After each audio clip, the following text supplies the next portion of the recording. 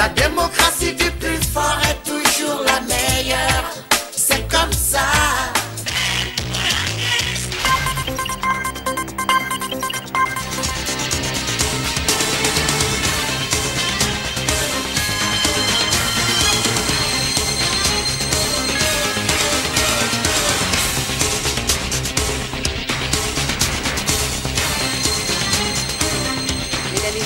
Bonsoir et bienvenue à ce journal télévisé. Exceptionnellement, nous débutons ce journal avec quelques heures d'avance. L'actualité oblige. Le match qui oppose tout à l'heure la République démocratique du Congo, la Tunisie. Alors, au sommaire, ce soir, grève des médecins. Sinamed et Simeco ne parlent plus le même langage. Si le Simeco suspend le mouvement de grève, ce n'est pas le cas pour le Sinamed où on conditionne la reprise du travail par la concrétisation des revendications des blouses blanches. Je le disais tout à l'heure, éliminatoire de la Coupe du Monde Russie 2018. Les Léopards de la RDC jouent ce soir un match décisif pour leur qualification dos au mur. Les protégés de Florent Ibenge doivent s'imposer sous peine de ne plus voir leur destin en main. Mesdames et messieurs, merci de continuer à nous faire confiance et vous avez parfaitement raison. L'actualité oblige, les Léopards de la RDC reçoivent tout à l'heure les Aigles de Carthage de la Tunisie. C'est dans le cadre des éliminatoires de la Coupe du Monde Russie 2018. Et hier, lundi, les deux entraîneurs étaient face à la presse pour la conférence d'avant-match. Nabil Maloul des Aigles du Carthage entend repartir de Kinshasa avec un bon résultat tout en se méfiant des Léopards de la République démocratique du Congo. Pour Florent Ibenge, la victoire s'impose à ses poulains pour leur survie qualificative dans cette compétition. Les détails avec Paul Cazozo et Théodore Chitolé dans ce reportage. Mais sur le terrain, j'ai envie de le battre. J'ai envie de battre l'adversaire. Et c'est pour ça que je vous ai demandé de répéter un petit peu votre question, parce que vous dites, on respecte l'adversaire, mais quand on doit attaquer, on met beaucoup d'attaquants. Quand on défend, on met beaucoup de défensifs. Donc, le foot, c'est comme ça. Et ça fait partie de la philosophie de chaque entraîneur. C'est-à-dire quand tu attaques, tu as envie de marquer. Donc si tu as envie de marquer, tu mets des joueurs qui se projettent vers l'avant. Et quand tu as envie de défendre, tu n'as pas envie d'encaisser. Donc tu mets un plus de joueurs pour défendre. Tout simplement. Mais je ne suis pas plus défensif. Donc d'un côté, vous me taxez d'être défensif, de l'autre offensif. Donc quelque part, j'ai l'équilibre. Il faut qu'on joue. Il faut qu'on gagne, il faut qu'on joue. Voilà. Il faut qu'il soit libéré. Mais ce qui importe le plus en ce moment, c'est le match de demain. On a oublié le match de vendredi, on a oublié la victoire. On a tout oublié. On va essayer de les oublier. C'est ce que j'ai dit aux joueurs. Et ces 3 points-là n'auront un goût que si on rentre à Tunis avec un résultat positif. Actuellement, la République le RDC devance la Tunisie dans le classement FIFA et CAF. Donc, ça se confirme que les statistiques, c'est rien du tout. Ce qui compte le plus, c'est le terrain. Ce qui compte le plus, c'est la concentration pour le match. C'est ce qui compte le plus, c'est de se donner à fond pendant les 90 minutes.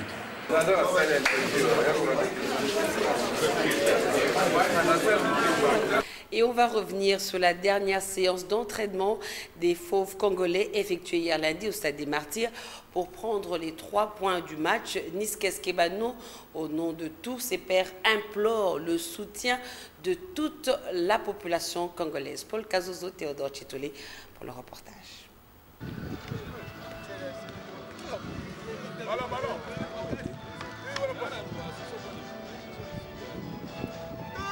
Avant le choc RDC-Tunisie du mardi 5 septembre 2017, sauf erreur, toute compétition confondue, les statistiques affichent 6 victoires tunisiennes et 3 nuls. Et la logique d'une victoire de ce pays maghrébin devrait s'arrêter de gré ou de force pour le Congolais. Plus question d'une équation tunisienne à 2 réponses pour la RDC, un nul ou une défaite. Un match de football est tout sauf une équation mathématique. À ce titre, ce match entre la RDC et la Tunisie de ce mardi, et même pour l'avenir, devrait être une autre équation susceptible à une nouvelle réponse. Laquelle? Une victoire à tout prix pour les Congolais, attendus des Léopards et aussi à l'attente d'un soutien inconditionnel et massif de tous les sportifs congolais. Les du match, ça je sais pas, mais ça c'est comme un match coup près pour nous. Donc la seule chose qu'il faudra, c'est de gagner, parce qu'il nous faut absolument les 3 points. Sinon, ils vont prendre trop d'avance et pour la qualification, ça va être vraiment très compliqué. Donc il nous faut vraiment cette victoire pour pouvoir continuer à rêver. Une victoire, voilà la réponse attendue, à jamais encore réalisée jusqu'ici par les Léopards face aux Tunisiens. Et plus question d'une autre condamnation sur une défaite ou un nul. La rupture s'impose pour les Léopards face aux Aigles de Carthage. Rupture avec la défaite, rupture avec les nuls, rupture à conjuguer en termes de succès impératif des Léopards. Pas à moyen terme ni à long terme, succès à l'immédiat de ce mardi. D'où faudra-t-il des buts? Même un seul suffit, sans en encaisser un en retour. C'est difficile, mais c'est possible. À cœur vaillant, rien d'impossible. Allez-y les Léopards. Pour vous, la viande de l'aigle n'est pas interdite. Goûtez-y, c'est bon et délicieux, comestible, et à vous de faire la victoire finale de Léopard. Que pensent alors les Congolais pour le match de tout à l'heure? Tous à l'unanimité ne jurent que par la victoire des poulains de Florent Ibenge. Une ambiance bon enfant règne déjà au stade des Martyrs. Constat de l'événement à part Junior Bompema.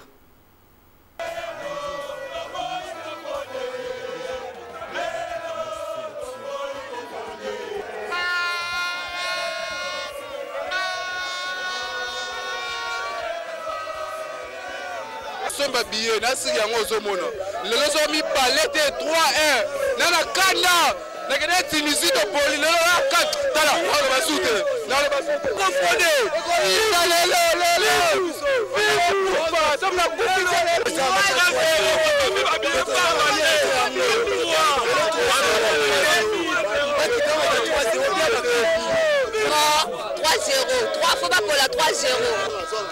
Tobeta Tunisie 2-0. A quand même bien d'être le bas qui se le bandé le bateau qui a dégagé le goal là c'est que to gagner 3-0.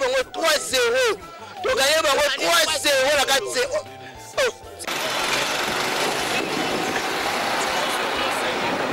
Là nous avons la carte 2-0. To boulette que quand to gagner 1-0, il pas ça makasi. Bon ça la tout ça travail donné dans makasi. Tout le monde de Renaissance Vita Imana Mazembe bo soutenir équipe nationale. Et ça club à mutu moko te magei bengaza coach ya club mais aza mutu azoka mamboka na biso bo pesa chance match à l'élève de 1-0. C'est le Zaka 2-0. Donc premier bien comme ça na premier mi-temps, deuxième mi-temps match ici. Vite ceux qui me pourquoi bandi à Rwandabi après Bakagol a clôturé. 5 billets match ça bien. Match à 2-0 quand voilà.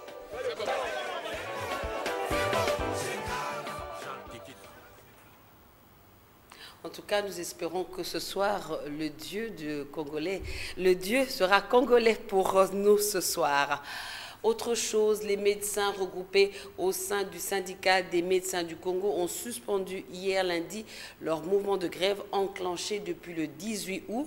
Le secrétaire général de la structure invite les médecins des hôpitaux publics à reprendre le travail dès ce mardi. Cette décision intervient après l'accord conclu le week-end dernier entre le gouvernement et les deux syndicats des médecins. Mais du côté du syndicat national des médecins, on poursuit le mouvement de grève. Les blouses blanches conditionnent la reprise du travail par la concrétisation des revendications. Nos reporters étaient ce matin à l'hôpital général de référence de Kinshasa, ex-Mamayemo. Anita Kangoudia et Jireste Chimanga.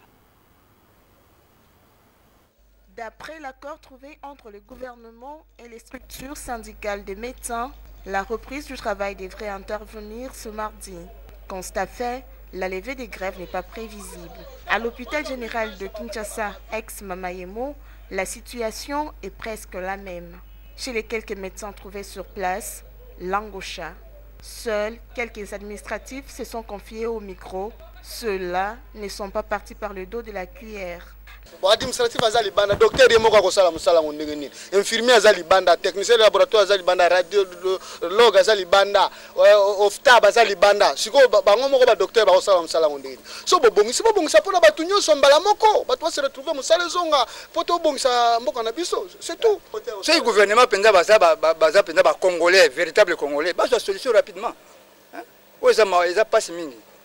Toboyi mosala po mbongo ezate tosengi gouvernement mbala boni tosali yango edali kosala mate yango ana tomoni ke totika mosala mpo boyebi lelo te mosala oyo ya biso ezali na risque mingi mais na kati na risque yango gouvernement adali kotala yango te adali koyeba yango te yango wana tomoni ke lokola basali eloko moko te il faut totika mosala. La grève, bien que levée depuis lundi, les médecins sont restés formels jusqu'à ce que le gouvernement réponde à leurs revendications.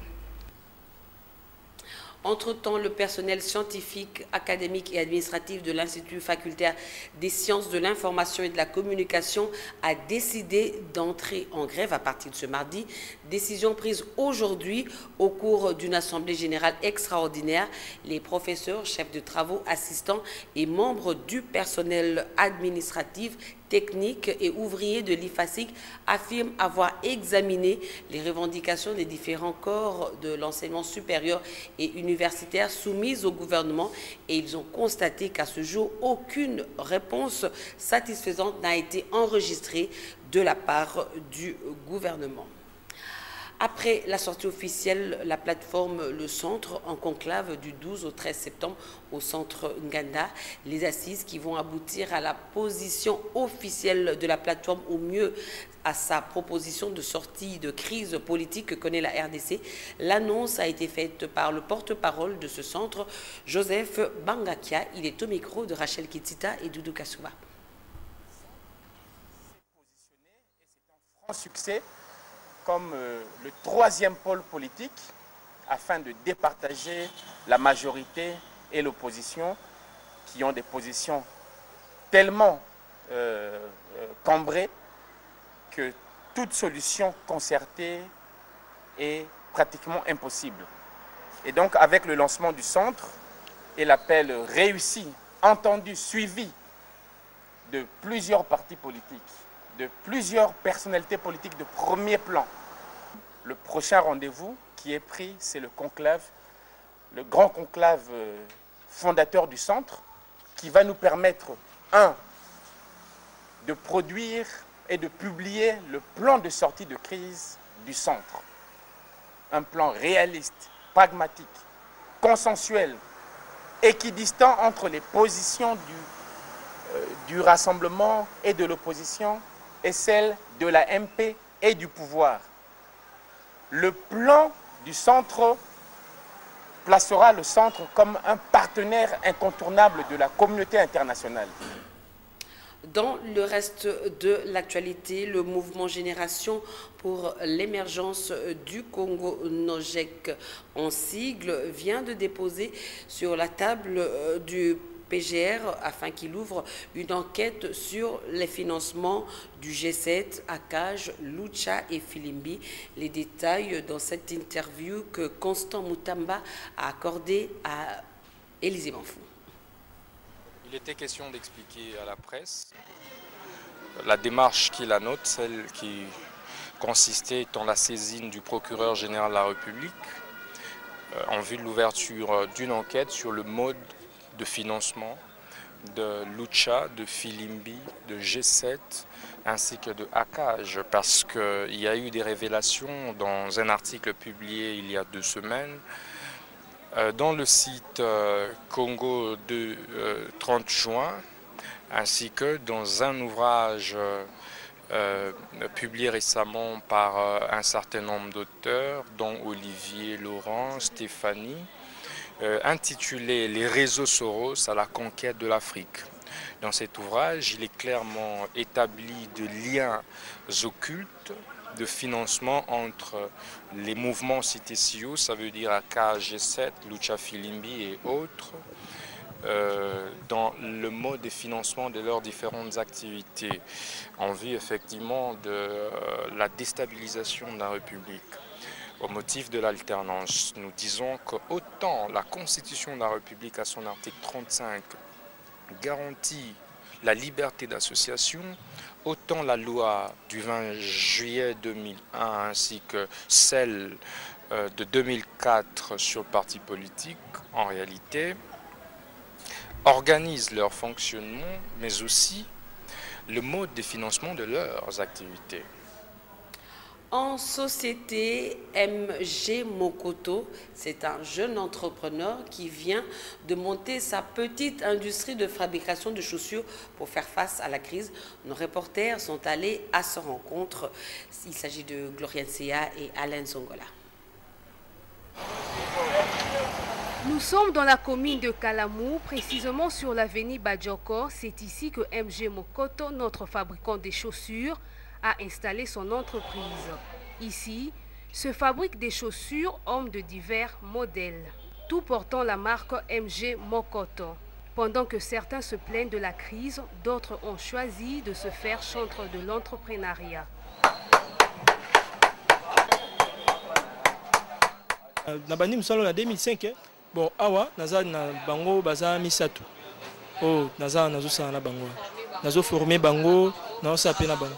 Souliers, mocassins, babouches, sandales, tout y est. Ce self-made man, on appelle par ailleurs les personnes de bonne volonté de lui prêter main forte afin de porter haut sa marque de fabrique. Donc il a vraiment la possibilité de swingi. Pour ça que le gouvernement sera aidé ngai na rosala nga mo téléphone aider pe ba jeune o bazana simalanga na benda bango baya pembeni. En plus pe elo na zalango posa ya ko former ba jeune. Pour kuna pe na mboka ngola na otu kuna former ba jeune ebele. Pour ça que ton on peut sa formation tantôt la semaine 3 fois par séance. MG Mokoto est la preuve que quelquefois, l'entrepreneuriat aide bien plus que les gymnastiques du marché de l'emploi. Courage, MG Mokoto. On revient encore en sport. 7 clubs seront à la ligne du départ de la Coupe Super Champion de la Ligue de football de Kinshasa. La compétition qui s'étendra du 6 au 11 septembre se jouera en éliminatoire direct. C'est à cette date que la finale entre les 2 meilleurs clubs du tournoi qui va se clôturer avec la remise des trophées aux différents champions des ententes de la capitale. Le tirage au sort a eu lieu hier lundi. Paul Kazozo et Théodore Chitolé pour les détails. La LIFKI n'a fait que confirmer la tradition qui date de longtemps. Cela veut dire qu'au début de chaque démarrage de nos championnats, nous organisons le super champion qui regroupe les champions des attentes urbaines de l'EPFKIN. Et le tout se fait au cours d'un tirage au sort auquel vous venez de suivre. Donc je suis très content, le tout s'est passé dans la transparence. La preuve en est que tous les associations sont très contents de la manière où les choses se sont passées. Donc la compétition démarre mercredi. Mercredi le 6 pour se terminer lundi le 11 au stade de Tata Raphaël. Et ça va coïncider avec le couronnement des champions en leur remettant leur trophée. Hors de nos frontières, le Kenya va organiser une nouvelle élection présidentielle le 17 octobre après l'invalidation par la Cour suprême du scrutin du 8 août à l'issue duquel le président sortant Uhuru Kenyatta avait été déclaré vainqueur. Mais Raila Odinga conditionne sa participation au scrutin au cours d'une conférence de presse ce mardi. Il demande donc le départ de certains agents de la commission, mais également un audit complet du système informatique de la centrale électorale. Raila Odinga propose également que les élections soient organisées le 24 ou le 31 décembre. Mesdames, Messieurs, c'est la fin de cette édition d'information. Merci de votre attention. Je vous rappelle que vous pouvez nous suivre à l'étranger sur le bouquet CPLA TV dans moins 30 pays sur le canal 98.